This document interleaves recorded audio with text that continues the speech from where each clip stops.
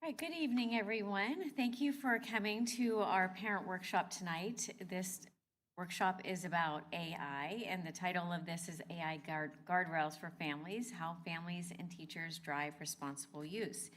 Now, this is not about whether robots are taking over the world or whether we're trying to find whether students are cheating or anything like that. This is about nurturing thoughtful discussions and knowing that although AI has great potential, the judgment of humans is more important than AI. So we're going to kind of walk you through this process. We're using the driving theme the entire way through. So hopefully by the end you'll have your learner's permit and you'll be ready to get in your car and go home.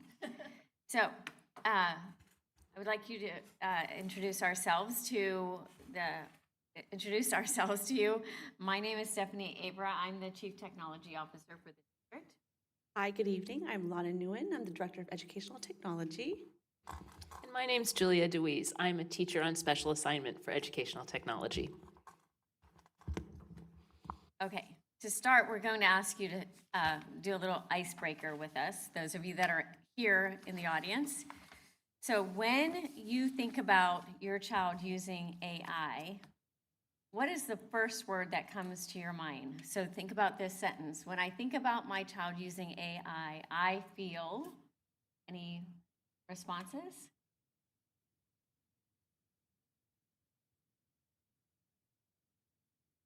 Okay, I feel worried. Anybody else? Okay, knowledgeable. Yes. Curious? Nervous? Excited? All those things are going through our mind, which is great. Think of this as learning how to sit in the passenger seat next to your child and drive them into the right way of using AI. That's what we're doing in the school district, and we hope you do that at home as well. So here's a little test for those that are in our audience.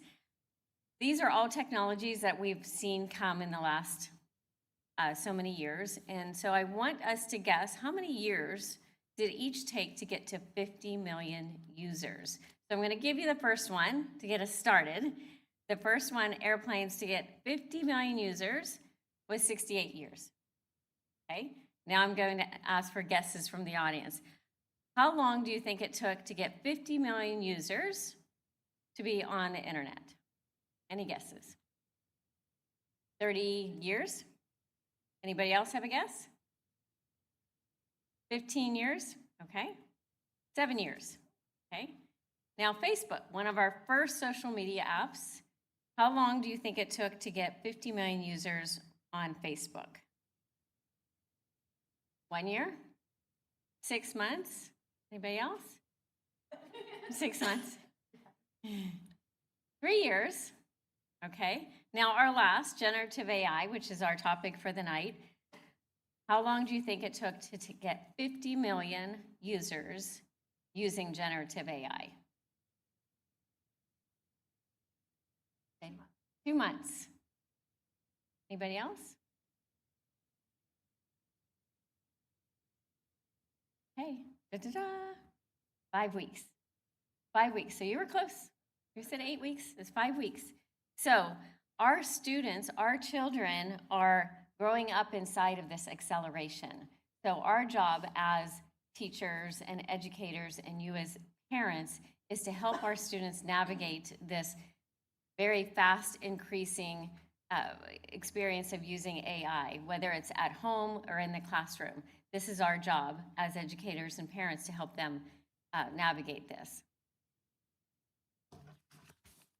So Stephanie kind of just illustrated for us how quickly AI has changed, and so it's really important for us to remember as the passenger driver and coaching to coach effectively, we really need to understand this road together. So this is where AI literacy comes into play. AI literacy is not just about how to use the tool, it's understanding how it works and how it makes mistakes and how it influences our thinking. So for those who may have used before, AI can sound super confident, it can be persuasive, it could even be so convincing. However, we know that AI is not human thinking. And so it's recognizing all the patterns it sees from previous information that they're picking up. And so it's really important to know that it's not just about the question, how it's being asked, it's how it's being used. So in order to trust the output that we're getting when using AI, we really have to be kind of putting our hats on to really make sure that we're using it safely. So across our district, across TK-12, our goal is to really build understanding over time. And so we don't want our students just to be able to chat with the chat box and get an answer. We really want students to understand what they're doing and why it's being used. And so the goal is not to avoid AI, it's really to learn how to navigate it. That's kind of our kind of message throughout today's evening.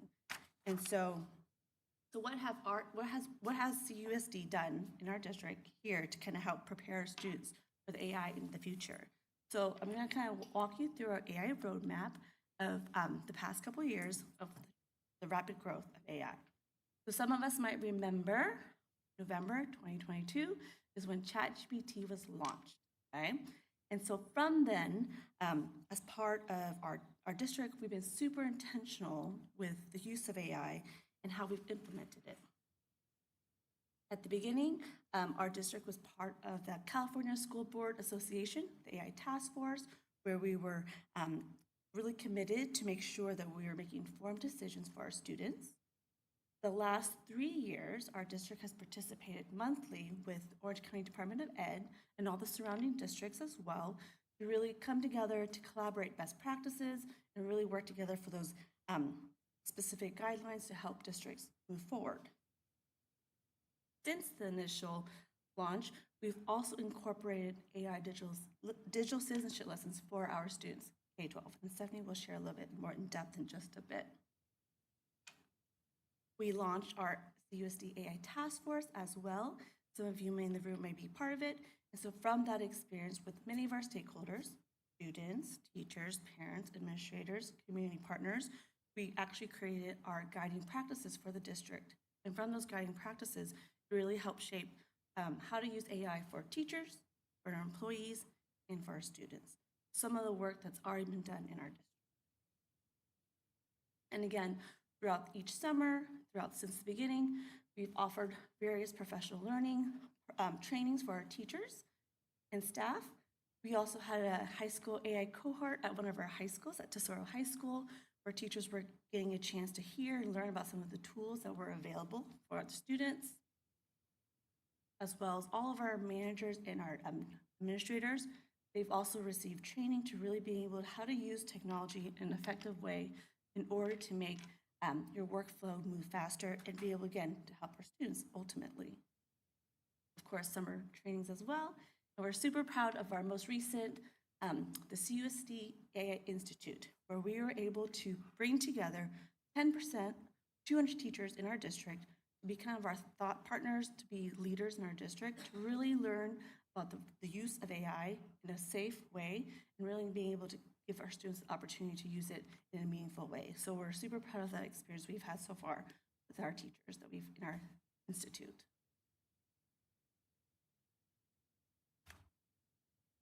So tonight we're going to be really leaning into this driving metaphor. We're going to use it throughout the whole presentation. And so we're going to start with understanding guardrails. And when you think about when you're driving on the road, a guardrail's not there to stop your car. A guardrail's there to keep you from going off of a cliff. And that's kind of how we want to think about the boundaries in using AI. With AI, it's not about the control, it's about confidence. I want you to think about a race car driver. Race car drivers can speed around the track really quickly because of the guardrails. They know they're there. They're going to keep them from crashing into the audience or off of the track. And if the guardrails weren't there, those race car drivers would slow down out of fear. And so the guardrails give them the confidence to do their job well, which is to drive fast. So our kids are actually better when they have boundaries. I kind of think of like puppies too. You know, if they know what's expected of them and what they're not supposed to do, they're going to behave better. And that's how we want them to think about using AI. The boundaries, the guardrails that are in place are there so that we can create safety and build confidence in our students and independence so that when they do use AI within these boundaries, they'll be in a safe learning environment. And as parents and families, it's important for us to remember that our judgment, our adult judgment, is what's most important. AI can help our kids, but we need to help them understand that they still need to learn, because keeping learning at the center is really what's most important. If AI does an assignment for a student, there's no learning happening, so it doesn't count, right? And so instead of moving forward with this quickly moving technology, we need to keep pace with it and take the time to have the important conversations that are around using AI. And just as important as it is to use guardrails, we need to talk about the role of rules. Rules are just like when you're driving, you have speed limits. And so when you see the speed limit sign, it gives you boundaries of how fast you should be going, and it gives us a shared understanding of what's expected of us on the road. But the problem with signs like this is that they don't adjust for real life. The sign doesn't know if it's raining, the sign doesn't know if there's traffic up ahead, and the sign doesn't know if a cute puppy just ran into the road and made you slam on your brakes.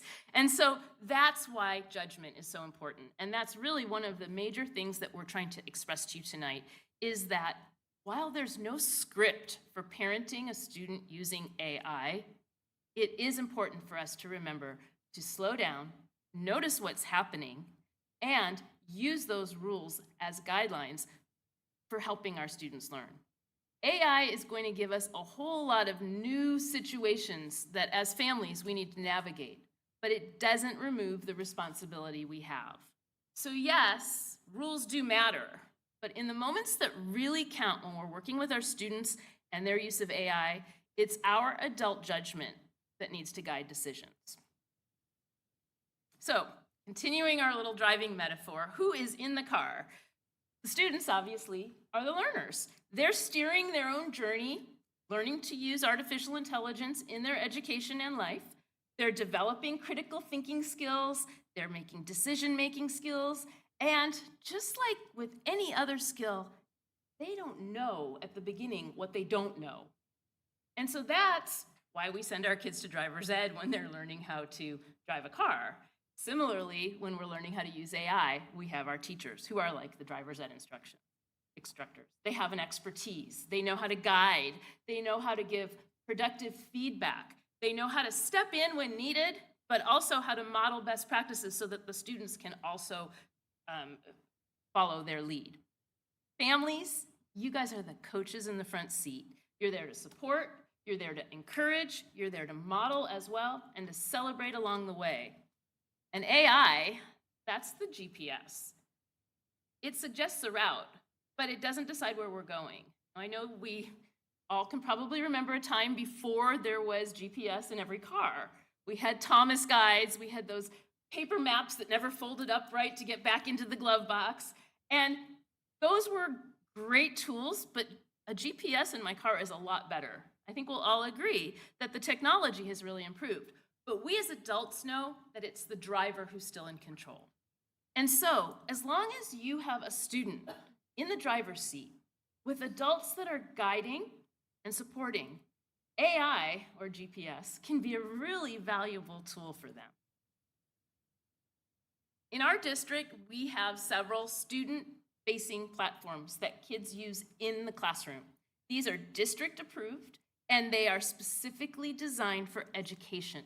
They're not the wild world of AI out there that you may have heard about or experienced on your own.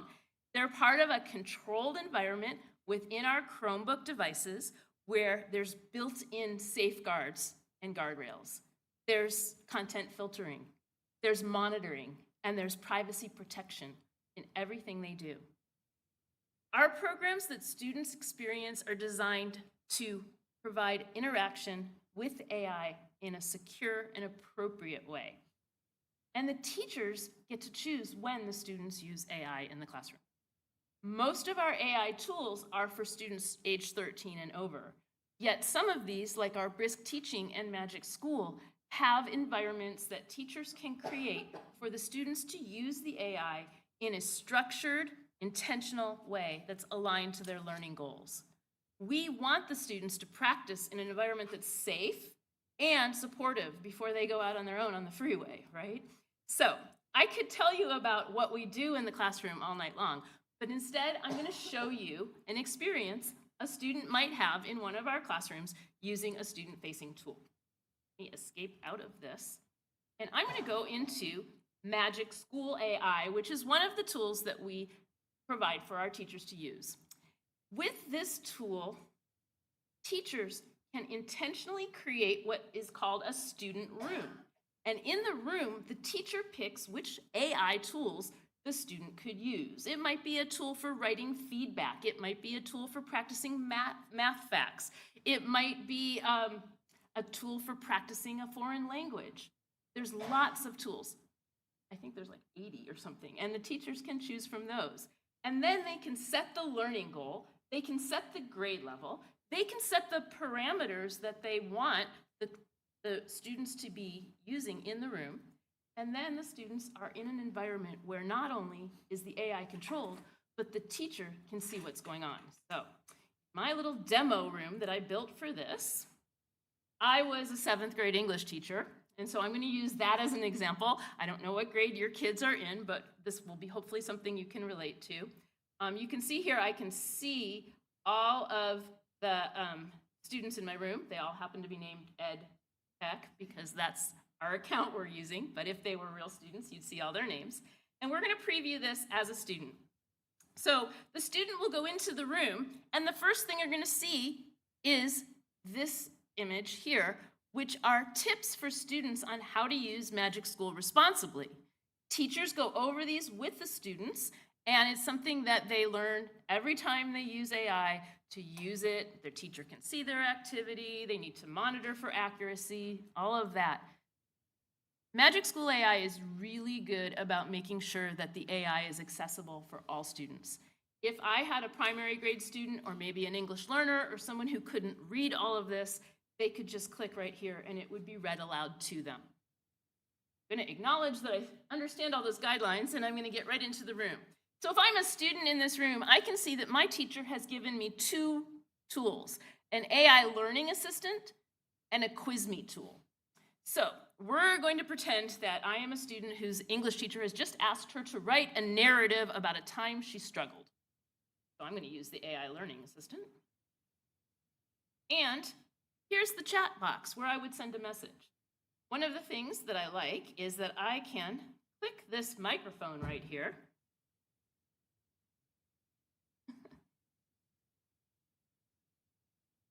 I need to write a personal narrative about a time I struggled, and I can't think of what to write about. Can you help me?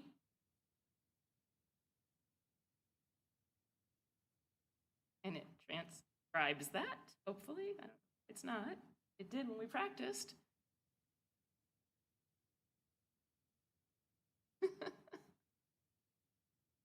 Not always the case. Okay. Let's try one more time. I need to write a personal narrative about a time I struggled. I can't think of what to write about. Can you help me? I bet you.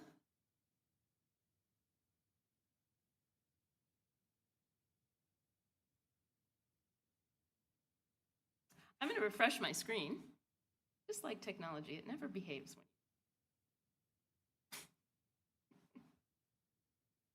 All right. Let's try again.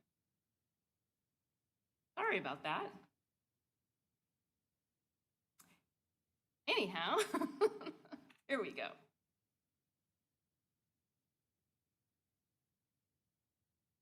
I need to write a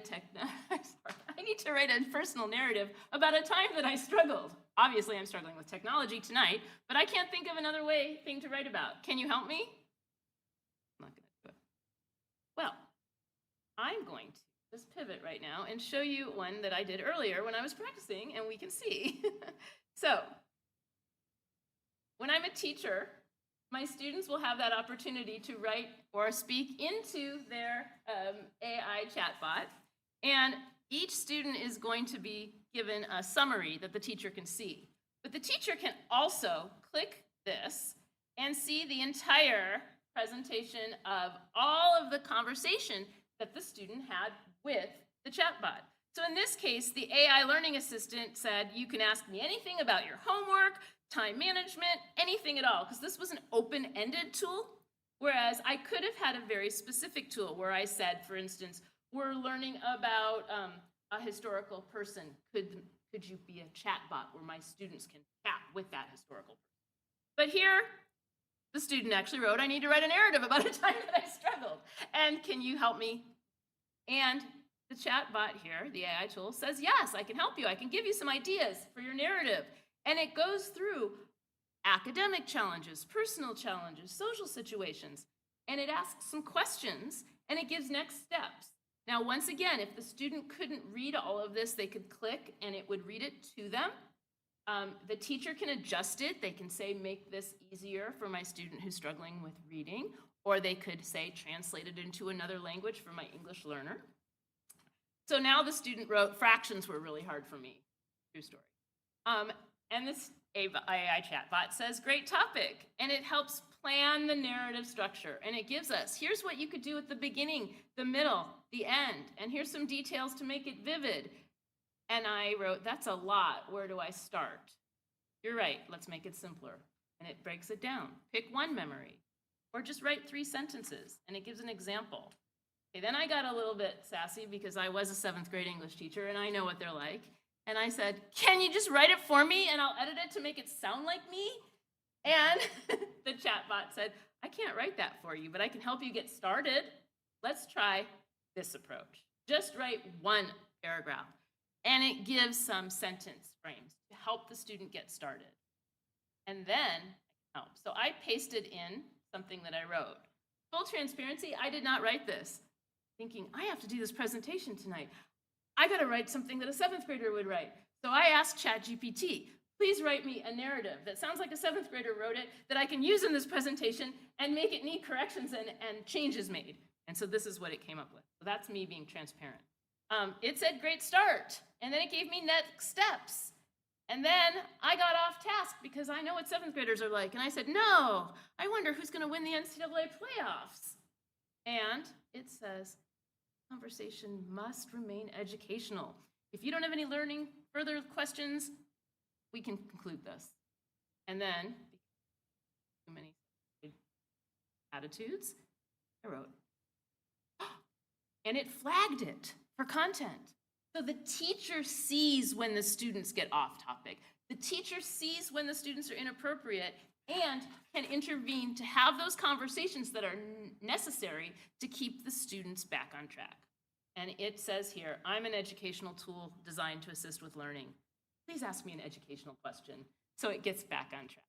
So that was just a little snapshot into what a student room would look like. The teacher decides what tools are in there. The teacher moderates, and the teacher ends up having those conversations when they're necessary. Does the teacher step out of the equation completely? Not at all. But this gives the students the kinds of supports they need to move through, and it meets them where they are. Now, one other thing I wanted to share with you is that with Magic School AI and Brisk, the teachers have the ability to differentiate for whatever type of learner they have in their classroom.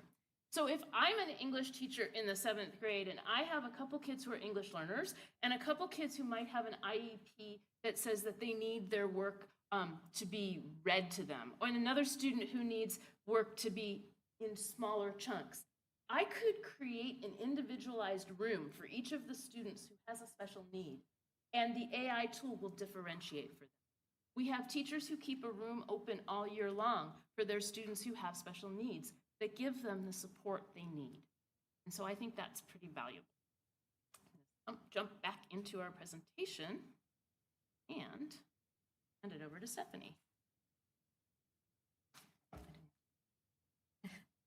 Thanks, Julia. Okay, so our district has built AI lessons into our required digital citizenship curriculum at every grade level. So these lessons are developmentally appropriate and are grounded in resources from Common Sense Media, which is a completely vetted national organization that most districts use nationwide. And so these this is a progression of learning about AI. So if you look at the different signs on here, you can see that K2, we have lessons about what exactly is AI. So that's like when you talk about, do you teach AI to kindergartners? Yes, we do. We tell them, we talk about what it is. They're all hearing about it. I guarantee all the students that have heard about AI. Now it's just starting with the simple, what is it? What does it do? And then in 3rd through 5th grade, what can AI do? What can it not do? Those are the questions we ask. And then in 6th grade through 8th grade, we can get a little bit more in depth and talk about how it works. And then finally in from 9th through 12th grade, even more in depth with AI algorithms and ethics and bias in AI. And so students need to know what AI is, how it generates responses, and where it can be wrong. Just like driving, this is not mastered in one conversation, it's throughout their grade level experience in Capo. So the learner permits phase. So I'm going to go through these different sections on the bottom here. And so the supervision changes with age, but guidance is always required with AI. Just like with a learner permit, you would not give a 5-year-old keys to your car, right? So in the lower grades, we would make sure that we have a teacher or a parent, somebody guiding them the entire time, put them in a magic schoolroom, but also make sure that teachers have this approved platform and that they have a basic understanding of how to use it. In middle school, students can begin experimenting in structured ways, but with reflection built in. They should be able to explain how they used AI and what thinking was still their own. Okay, so that's really important. We're going to be talking about thinking a lot. And then finally in high school, the expectation shifts toward transparency and judgment. We all know that, well, I think we all know that AI isn't always correct. So we always have to keep the human in the loop and make sure that we judge it to see if it was true or not. And so they should be able to explain, was the AI appropriate and when it crosses into replacing their learning in high school.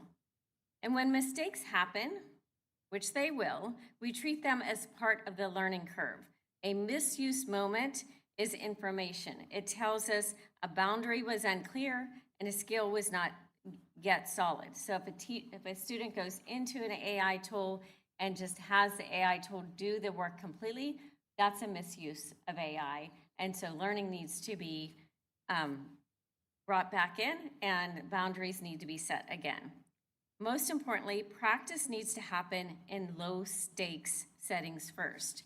You would not want to start driving on the freeway, right? You want to start in an empty parking lot, right? Where there's not many obstacles in the way.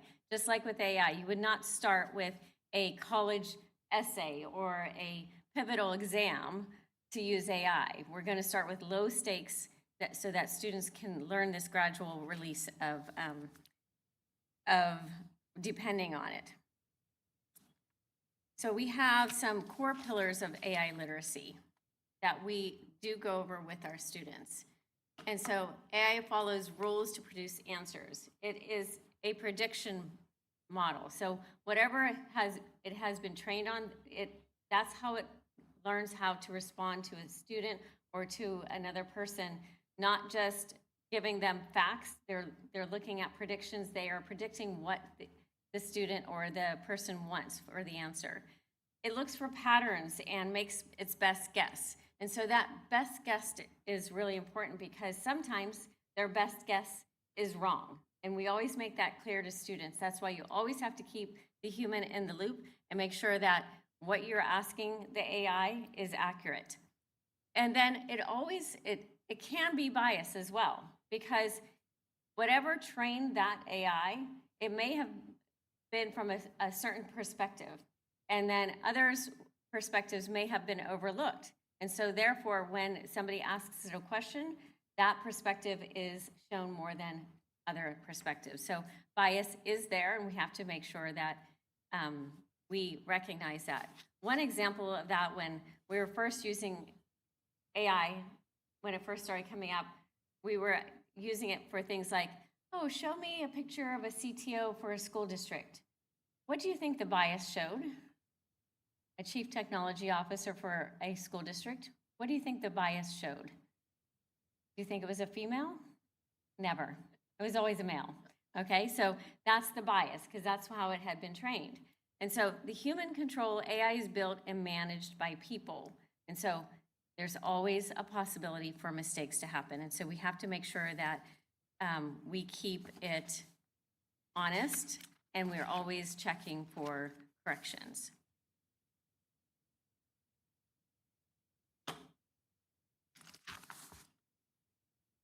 So we've had a chance to see a demo of an AI tool, got to hear about digital citizenship and lessons and AI lessons that we have provided.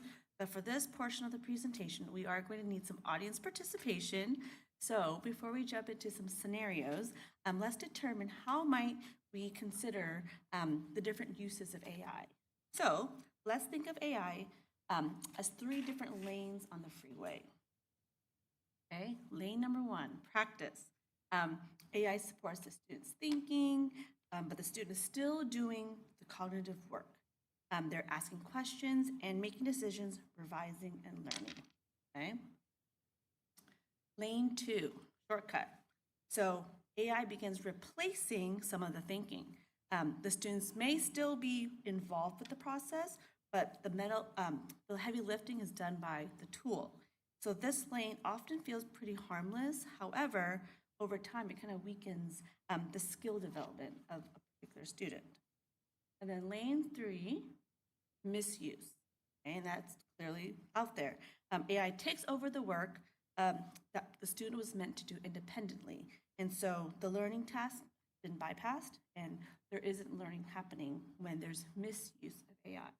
Okay, so what we're going to do next is I'm going to give some examples of some scenarios, and then we're going to determine which lane, we love the audience participation, what lane do we think is happening in this particular scenario? All right, so first one, a student uses AI to help generate ideas for a story, then writes the story themselves. Give everyone a chance to kind of think about that. Think about the role of AI, who's doing the thinking, what would be some things that might happening in this scenario. Shortcut, any other thoughts? Okay. Anyone want to explain why you might think it's a shortcut?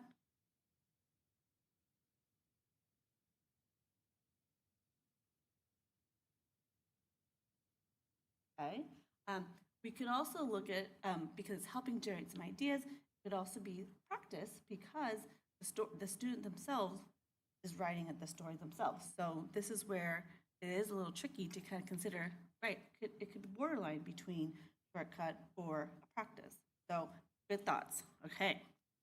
Scenario number 2. A student asks AI to answer homework questions and submits the answers without understanding them. What do you think? I think I heard misuse, okay. And then any reason to explain why?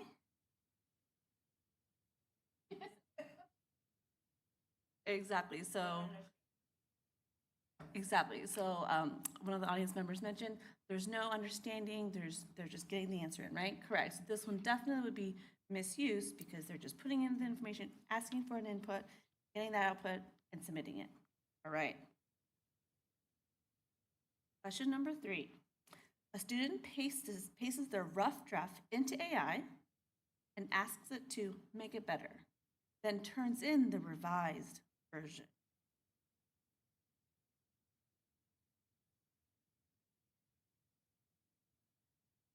Practice, okay, that's a good thought. What was the other one? Shortcut, okay. So great, this is a really good one. This is one of those that kind of, again, balances between the two. Well, what does it do to make it better?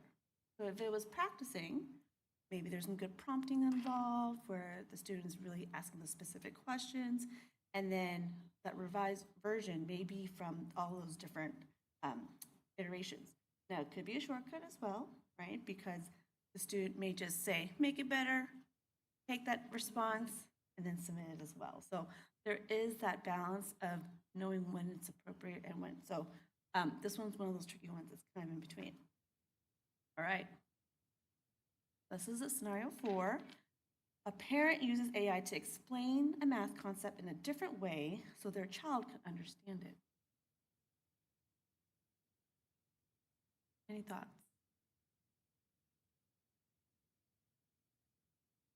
Yes? Yes? Okay.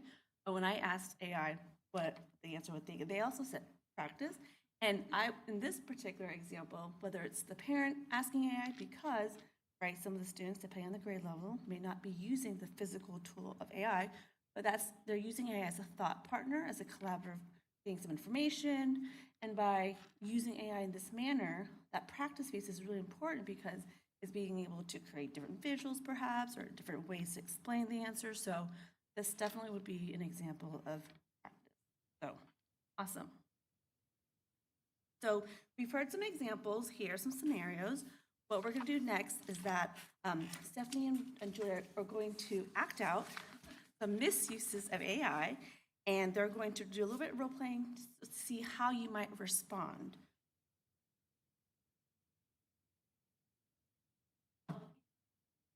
Can listen to us. Okay. All right, ready? I'm the parent, Julia's the student.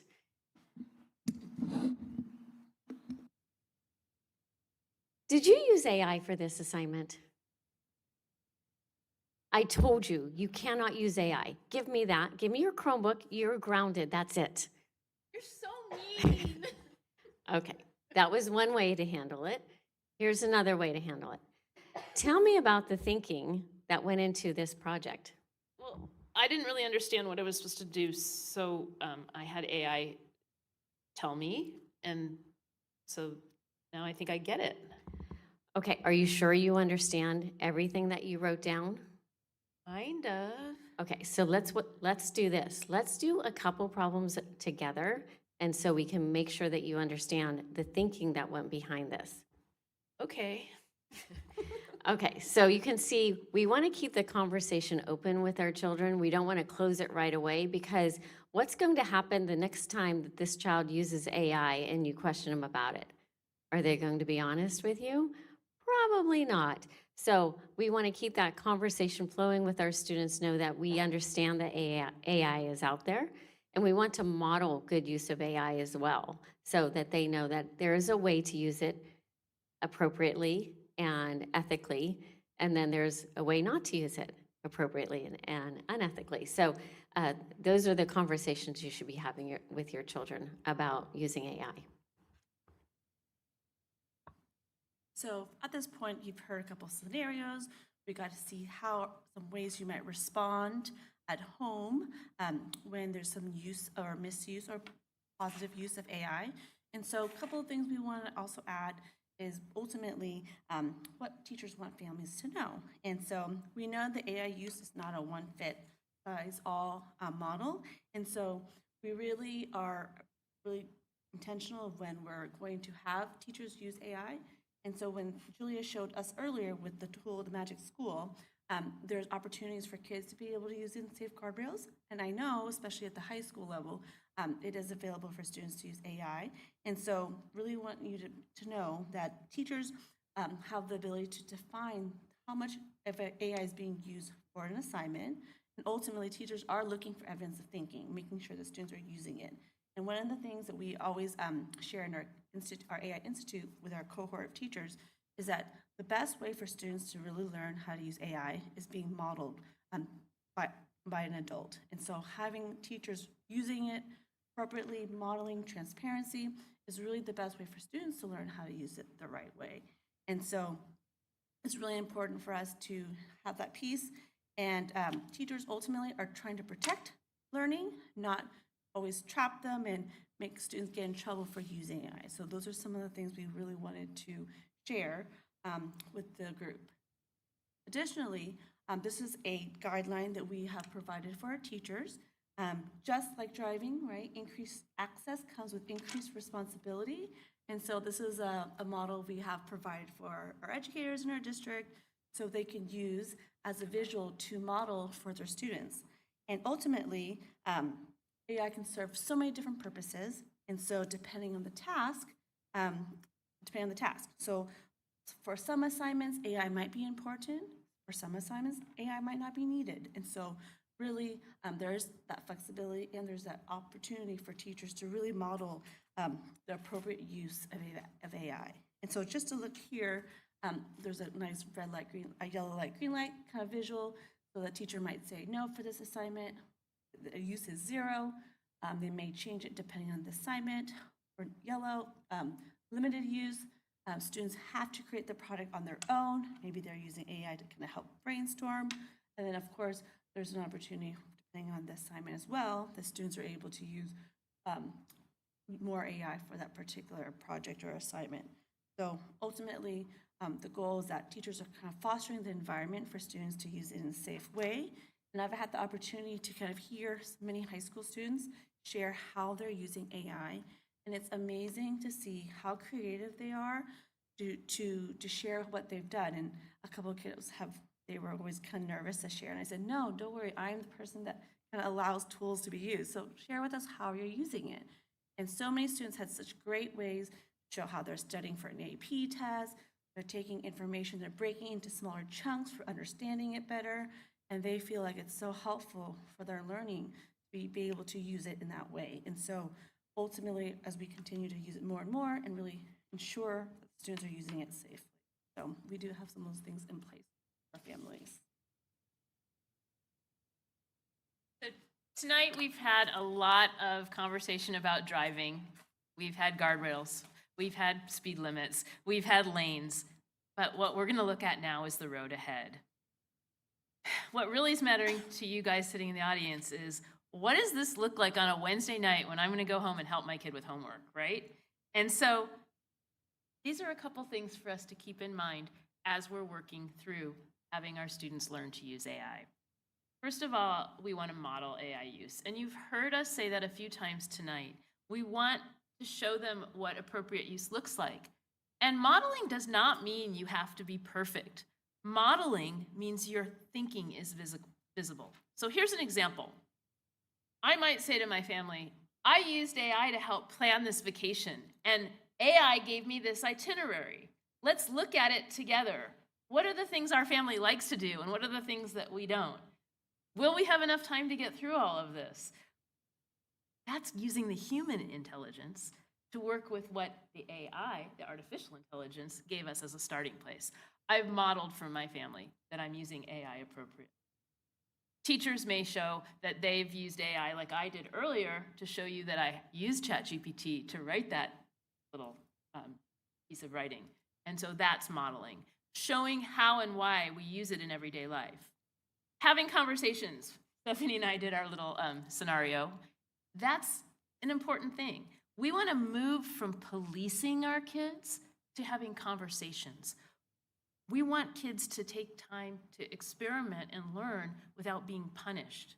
Now, you know kids like to experiment. They like to take shortcuts.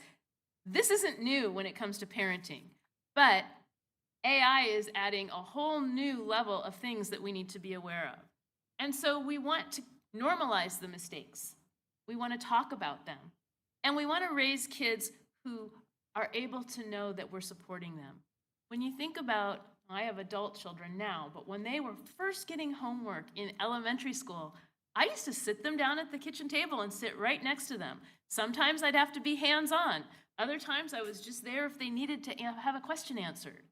And as they got older, they got more homework. It got more complicated. They stayed up later than I could stay up, but I had given them that foundation of having someone who they could turn to if they needed help. And I gave them those tools that they needed to be successful in their homework as they got older. So raising kids who can explain that AI can support them, raising kids who can explain how AI supports their thinking, that's when learning really happens around AI. And our goal is not to avoid AI, because that's not realistic, because AI is out there. They're going to be using it throughout their lives, and it's not helpful. Instead, we want to raise thoughtful, capable users of AI. And so what does that look like? We're not going to be the cop hiding in a speed trap, waiting to catch them and give them a citation. We're going to be the steady presence next to them as they learn, who models and helps them to develop their skills. Just like driving, I don't know if you guys have had kids who've learned to drive yet, but there's moments that are cringeworthy where we're white knuckles on the seatbelt and we're slamming on a brake that we don't have in the passenger seat. It's not always easy to have kids make mistakes, and they're going to take wrong turns, and they're going to make poor choices, but they learn from those mistakes. And so in the end, the destination is that we want kids who can say, I know when AI is going to help me. I know when AI is going to hurt me. And I can explain to you why I used AI in this specific example. You don't need to have a perfect rule, a guidebook. You just need to know as a family member, when is the moment to coach a kid? When is the moment to step in if needed? And when should you step back and let them take the wheel? Most of the time, the best move is not a consequence, but a question. We want you to also know that you're not alone in this journey. Teachers, curriculum, and shared expectations are supporting your students just as much as you are. You don't have to control every turn they take with AI. You just need to stay in the car long enough for them to learn how to drive. So that's the conclusion of our little journey tonight. And on your table, we have an AI driving planner we put together kind of as a cheat sheet to take away what we said tonight. In English on the front, Spanish on the back. And at this time, we're going to open it up to any questions that you may have.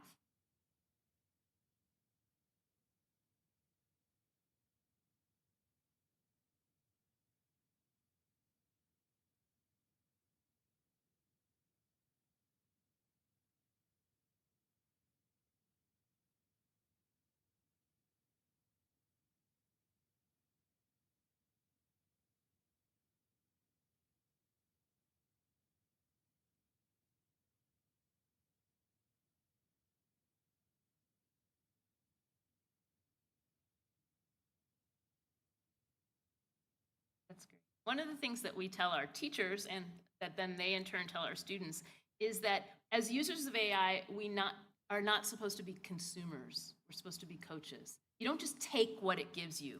You continue to have that conversation. That's why they call it chat with the tool in order to get the response you need to help your learning. So I'm glad you're 6.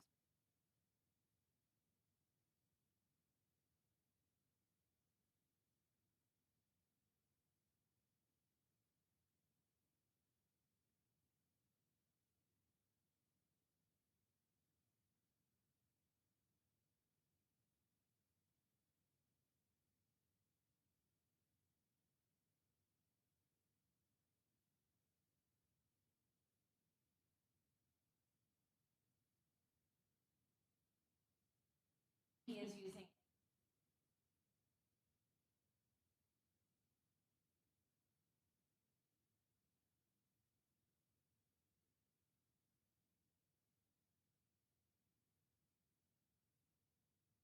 Thank you so much.